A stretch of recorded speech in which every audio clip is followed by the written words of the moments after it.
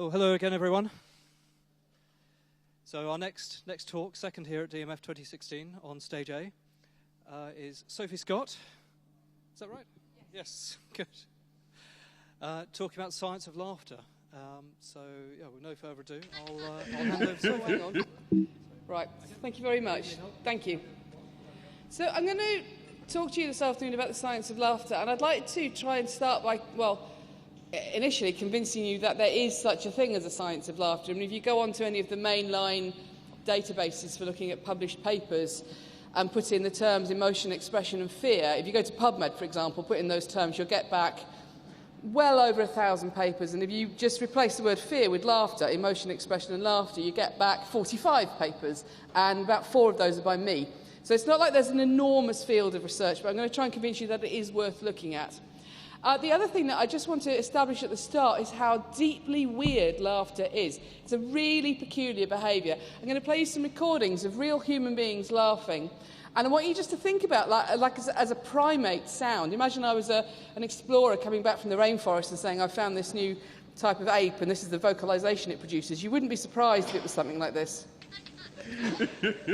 So there's adult male laughter, sounds kind of recognisable.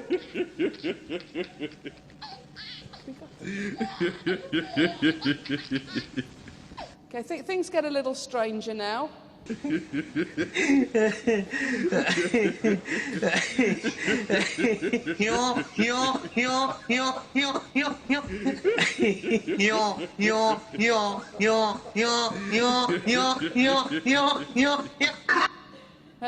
guy I find a bit distressing because I badly need him to take a breath. It sounds like he's going to pass out.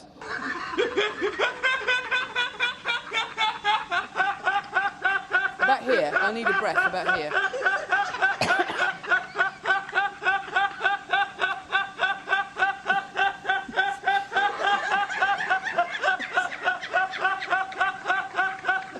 It turns out most people laugh when they're breathing out, ha, ha, ha, so it's just exhalation. He's also breathing in while laughing, so he's going, ha, ha, ha, as well. So it sounds like he's going to die, but in fact it's okay, air's getting into him, and I'll come back to that. And finally, this is a human female.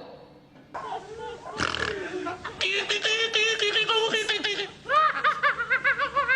says, my God, what is that, in French?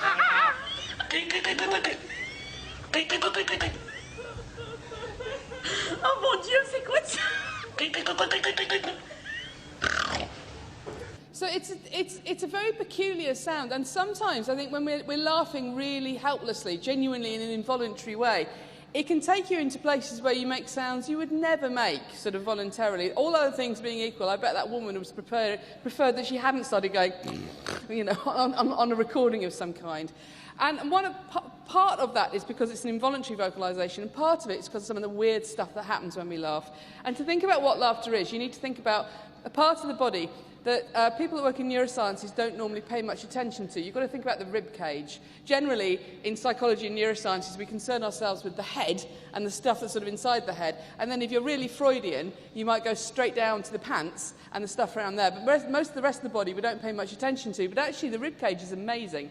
And what you're all doing at the moment is using your rib cage, the ribs, the muscles between the ribs and the diaphragm along the bottom to stay alive. So what you're doing is you're getting air in and out of your lungs using your rib cage. So you use the intercostal muscles, the muscles between your ribs, to pull your rib cage out and up. That creates negative pressure and draws air into the lungs. You relax them back down and that squeezes the air out. So you just get this sort of cyclical motion. You did it from the minute you were born, whole rest of your life, don't stop. Okay, you're all doing it right now. Now, that gives you, if I was to measure this by looking at your movement of your ribs, just by putting a breath belt around the outside of your chest, you get this sort of smooth sinusoidal movement. As soon as we start talking, we use these same muscles, the intercostal muscles and the diaphragm, completely differently.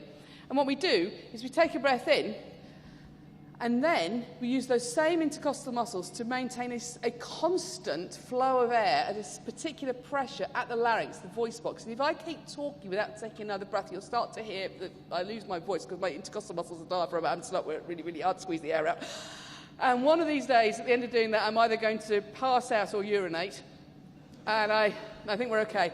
And so You're probably thinking, well, that was interesting, Sophie, and a bit weird. No, essentially, that's the only reason we can talk at all is because we can do this. We can only do this at all because we walk upright.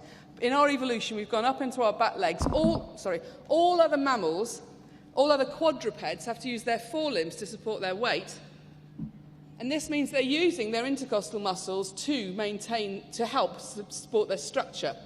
What's happened in our evolution is we've gone up onto our back legs. We have, along with very different muscular control of our orofacial region, got a completely different muscular control over the rib cage and these muscles and the diaphragm in between the ribs.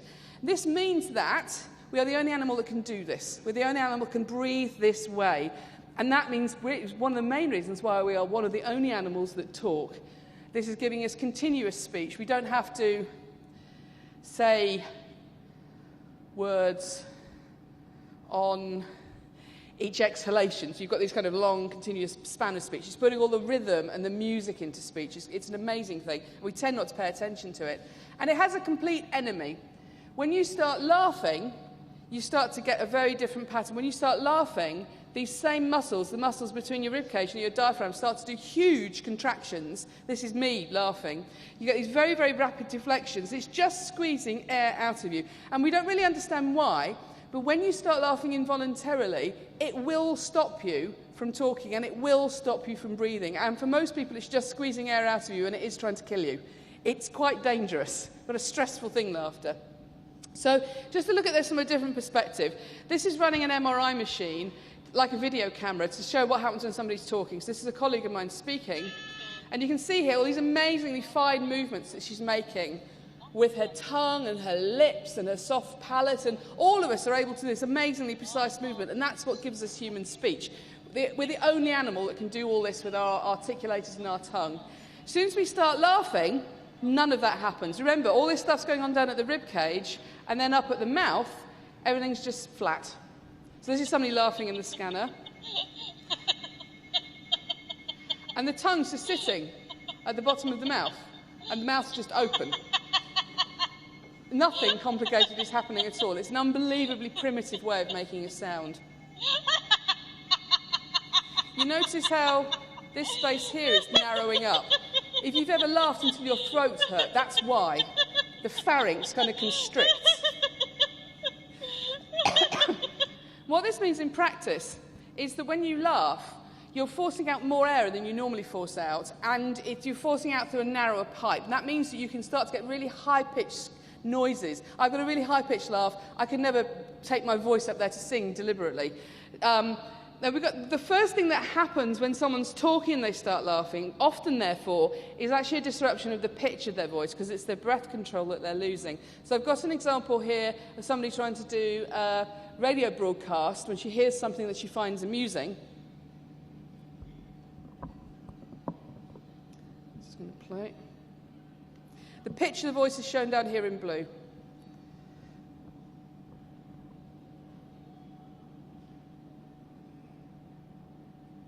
Singer Rock's unpopular replacement has now been dismissed, with the Army's popular Chief of Staff, Jack Twat, taking over.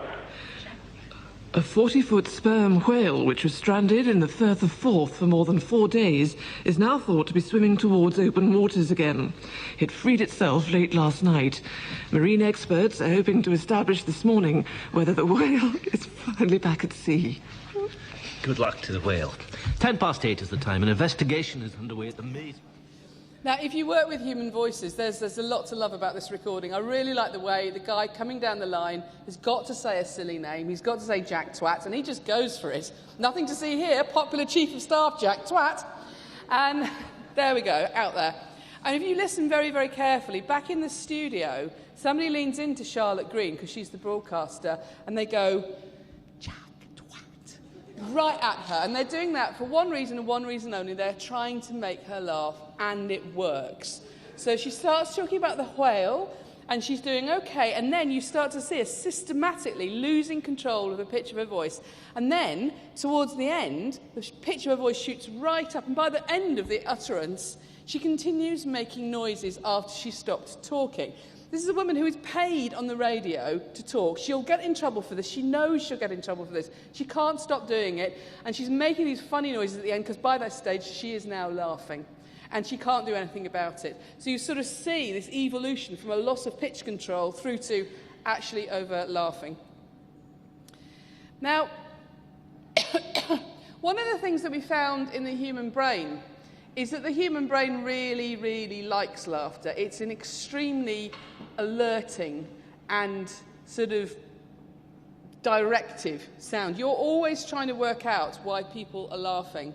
We noticed this a few years ago when we played people laughter in the scanner, and we noticed a lot. We were playing other emotional noises. We weren't particularly interested in laughter at the time. We were using it because it's very, very positive. People rate it as very positive, and we were comparing it to very negative sounds like screaming sounds and disgusted sounds.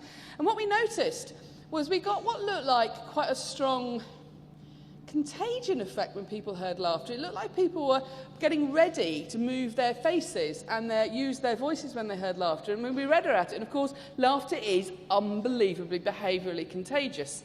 Not only emotionally contagious, because that's the job of emotions, and that's what we were looking at. Laughter, along with a few other human behaviours, is extremely behaviourally contagious. If you can very frequently find yourself laughing, even if you've got no idea why other people are laughing, and you're much more likely to do that with somebody you know than someone you don't know. Now, there's nothing peculiar about laughter in this respect. There's quite a lot of behaviours we do that have this characteristic. So yawning works this way. You can catch a yawn from somebody else, and you're much more likely to catch a yawn from someone you know than someone you don't know. I used to use a picture of my son to make this point about yawning, and somebody pointed out, do you notice you always yawn after you've shown the photograph? Nobody else yawns, they don't know who it is. I haven't said who it is, but I start yawning. Actually, weirdly, and there's probably a whole other talk in this, there is a lot of other contagious behaviour that we're going for, including blinking. Blinking is contagious. Try that one out with your friends when you get out of here. But there's a lot of human behaviour that we do that we're sort of picking up from other people to show affiliation and friendship. And of course, that's one of the key features of laughter. If you ask people about laughter, if you ask them why they laugh, they will talk about jokes and humour and comedy. If you look at them and you look at when they laugh when they're with other people. It's a completely social behaviour. So you're 30 times more likely to laugh if there is somebody else with you than if you're on your own. And you will laugh more if you like those people, you know those people, you want them to like you. So it's got this enormously social aspect. What this means in practice is that where we laugh most is when we're talking to other people, because that's what we do when we're with other people. And that, even within those conversations, if you really look at them, what you find is people still are not laughing at jokes. They're laughing at statements like, I might miss the bus, or I'm going to get a cup of coffee. And in fact, at any one time, the person who laughs most is the person who's talking. It's part of their communicative act. Now, that's quite interesting, because that suggests that some laughter that you're encountering, this social laughter, isn't helpless, involuntary laughter like I was playing you at the start. A lot of social laughter seems to be quite communicative. You're choosing at some level to produce it. So we started looking more at this. And to do this, what we did was we got people into our anechoic chamber, and we did whatever we could to make them laugh. Short of tickling each other, we literally, whatever it took. So, for example, to make me laugh, I just have to have a friend of mine, and I can see her, and she's listening to something really rude that I know makes her want to start laughing, and that will make me start laughing. I just watch stuff on my own. I sit there and don't laugh. Whatever it takes. Somebody else had to watch an entire episode of Curb Your Enthusiasm. They specified the episode. They specified who had to be sitting next to them. And they said, this is when I will laugh, and they did laugh, and that's great, we've got this lovely laughter. And then we got those same people to produce laughs, and we said, imagine your friends told a joke and you're laughing because you like your friend, not because, you're not laughing helplessly. We certainly didn't want kind of ha, ha, ha laughter. So I've got some of those I'm just going to play you. So does this laugh sound like it's a helpless, involuntary laughter, or do you think it's a real laugh?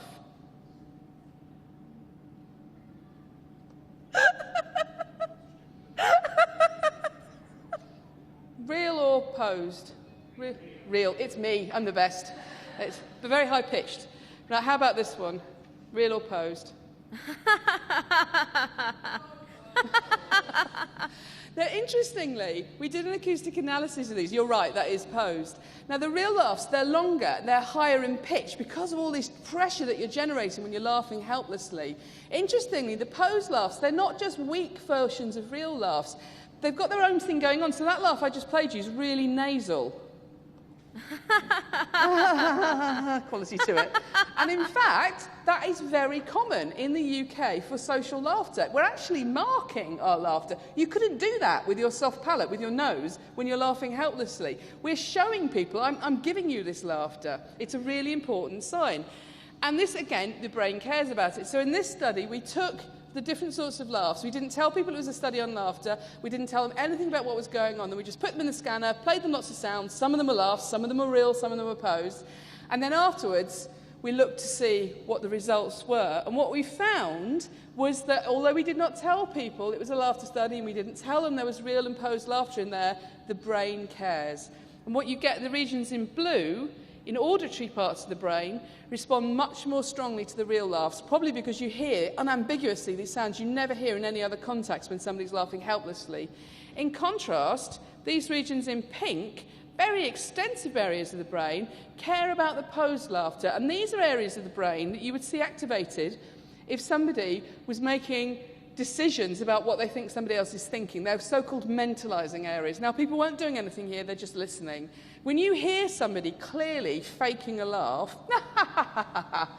you are trying to work out why. There's a reason why that person's doing that. Maybe they're embarrassed, maybe they're in pain, maybe they're angry, maybe they're trying to get someone to like them. All these things we use laughter for, you're trying to work out why, because it's an immensely important signal, even if you don't necessarily think it's got anything to do with you. And very, very briefly, we've been looking at this in terms of behavioural changes with age. So if you've taken this real and posed laughter, and this is age of people down here, and we've got hundreds of participants. And what you see is that the older you get, the more real the real laughter sounds. And in fact, somewhat more slowly, it takes you longer to work out about the posed laughter. And in fact, people's behaviour does not start to get perfect with recognising posed laughter of what it is until they're in their late 30s. So it's not sorted out by the time you hit puberty. It's not sorted out by the time your brain is fully matured at the end of your teens. You are learning about what laughter means throughout your entire early adult life, and that's probably because the only place you can learn about it is back in these social interactions. You do not stop learning about this. Now, I've kind of described laughter as an important behaviour, and I just want to end on a point that suggests it may be even more important than that. So I've kind of stressed its social role, and it's something we do when we're with other people. When we're with other people, we're laughing to show them that we like them. We might even love them. We agree with them, we understand them, we are part of the same group as them. You're doing all this affiliative work with your laughter, but it may be even more important than that. There's really nice work coming out of the US from Robert Levinson's lab, where he does work with couples, and he gets couples over many years. This is a prospective study. It's been running for decades. They get them into the lab. They wire them up to a polygraph. It's very heteronormative. They're always a man and a woman. And he sits them down, and they're all wired up so you can see how their blood pressure's going and how their pulse is going and how much they're sweating. And he says to one of them, he deliberately gives them a stressful question. He says to one of them, "Tell me something your husband does that irritates you." And just run that one through your head. Think about in front of your closest loved one, saying to them, to their face, something they do that irritates you. What he finds is that couples who deal with that, with what he calls positive affect, but he means laughter, not only immediately become less stressed, you see them getting on top of the stress, they feel better, and they only work so they do it together. If one person's going, "Ha ha ha," it is very funny, and the first person's going, "No, it's a massive problem," no one feels better. So only if they both laugh do you see this reduction in stress. But also, on longer time scale, they are the couples who are happier in their relationship, and they are the couples who stay together for longer. So laughter isn't just a sign that we're using socially to indicate that we know people and we like people. With people that we've got strong emotional connections to, and I suspect that this is not going to be only true of romantic relationships, it's actually one of the ways that we manage emotionally difficult situations, and we regulate our emotions together, and it only works if you all do it together. Now, Robert Levinson has some really beautiful films of elderly couples making each other laugh, and it really warms your heart. I don't have that. I've got a video I nicked from YouTube of some young men in the former East Germany making a film about their heavy metal band.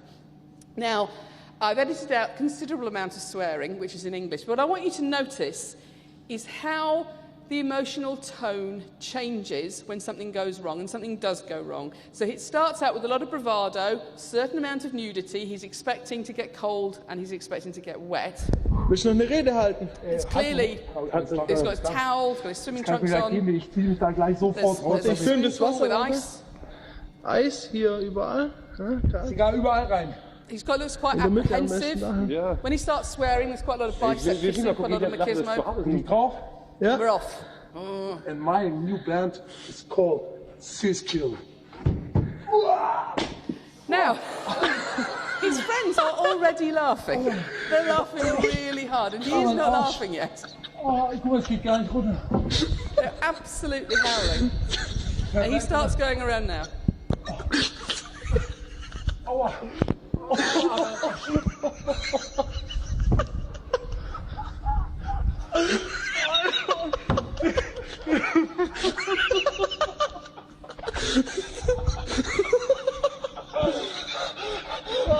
They've actually collapsed.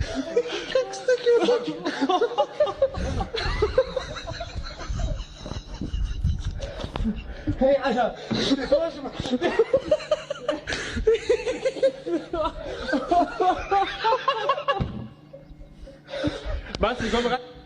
Now, I'm lucky enough to have a job where people frequently send me YouTube videos and say, look at the laughter on this. And I've been sent this one several times by people saying, it's a great example of sort of schadenfreude. We're laughing because something goes wrong. But it is much more complex than that, because the mood beforehand is serious. And then when what they all expect to happen, he's going to go through the ice, he's going to get cold and wet. When that doesn't happen, but also there's not blood and bone everywhere, his friends start laughing. It takes a couple of beats, and then he starts laughing too.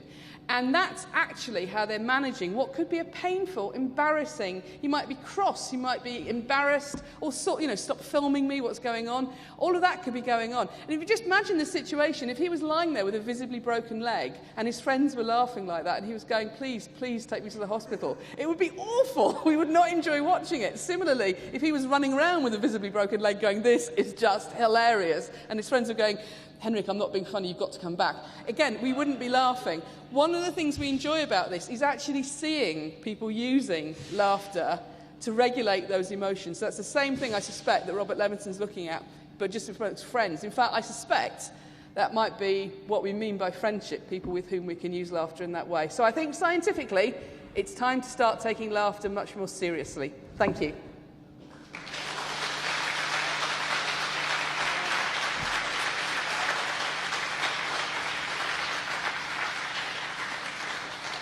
We've got time for a couple of questions.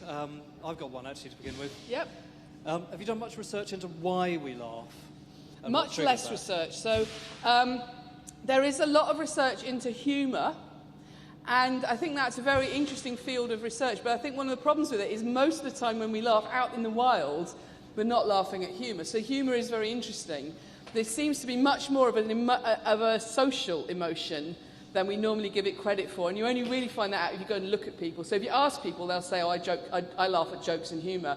But actually, you laugh most of the time when you're with other people, and you're laughing as much because you like them and how you feel about them as it is because of anything they've actually done. Okay. Does anyone else? Oh, yeah. Run to the back.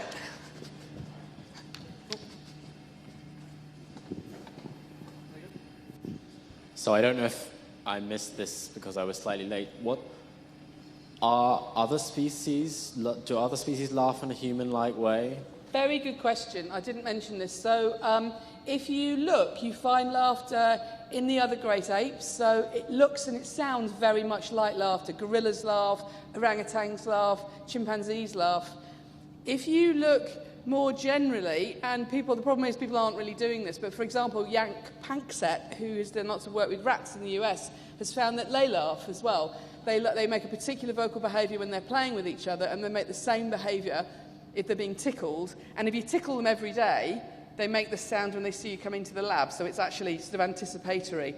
And you can encourage laughter in rats, so the more that you tickle a baby rat, the more it will laugh when it's as an older rat. So it doesn't sound like laughter, but it's situationally extremely similar. So like with humans and orangutans and rats, you first see laughter emerge when babies have an interaction with their caregivers. Often it's tickling. With humans, and this is maybe something that's specific to humans, it can also be peekaboo. So maybe one of the things about different humans is we don't necessarily have to have the physical contact, but the grounding in other mammals is still there between infants and caregivers, and that seems to be where you first see laughter appearing. And it seems to argue for laughter, certainly when it first emerges, as being a social bonding mechanism. Do any of these other animals laugh in the way that you showed there of responding to events? Or is it purely social? There's some evidence from chimpanzees that chimpanzees have two different sorts of laughs. They laugh differently if they're being tickled than if they're trying to make play last longer. That sounds a lot like our social laughter and our involuntary laughter, with the involuntary laughter being like tickling and the play laughter being like conversational laughter. So I think it's at least possible that you're seeing that voluntary-involuntary distinction in chimpanzees, and we'd need to know more work with other primates to know if that kind of carried over into other primates who live in intensely social groups.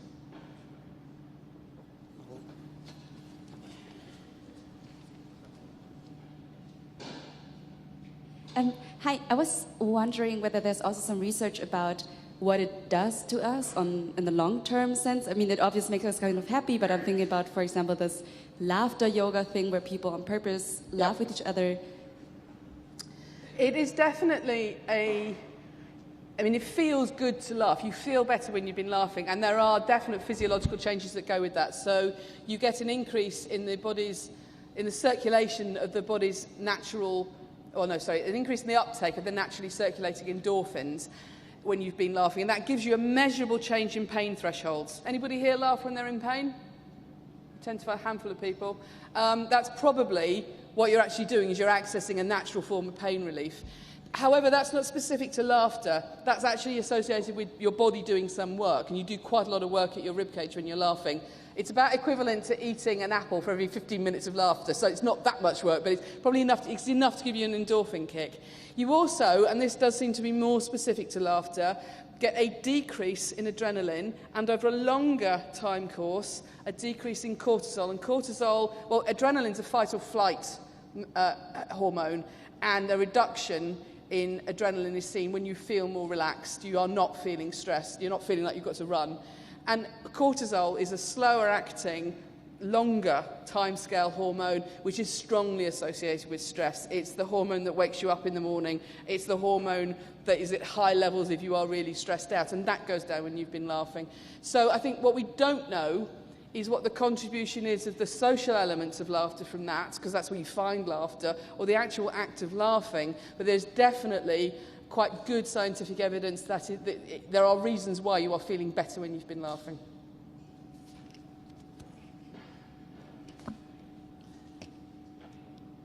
Hi, I'm curious about, you're talking about laughter with people that you like, but I'm wondering if you've done much research about people going to, say, comedy gigs where there's just lots of people surrounding and you feel like you ought to laugh because everyone else is. We have tried looking at audiences, and I haven't given up hope on this. One of the things we found in our studies is that if you take comedy audiences and you shine bright lights on everybody's faces and you make them wear breath belts and you put on motion capture devices and you film them, they stop laughing. It's very, very quick, and they just sit there going, "Oh Christ, what's going on?" And the comedian has a horrible time, and no one likes you. So it is very, very interesting, because one of the things I'm interested in is what happens when you get a group of people becoming an audience. If you look at how you go to a comedy gig, there'll be an MC who comes out first, and one of the first things they'll do is say, "Good evening, Penge. Who's your first time at Comedy Club for Kids in Penge?" And you get the audience to start making a noise. Even before you're laughing, they try and get you to behave together, and they're trying to do all this stuff to get you up and going and get you laughing. And laughter begets laughter. Remember, it's hugely contagious. So when you've got people laughing, the chances are that it will be easy to keep them laughing, and they're trying to keep the energy up between all the acts. But I'm really interested in detail within that. How much is a stand-up comedy act like the kind of conversational laughter that I talked about, where it's just a weird conversation where one person does all the talking?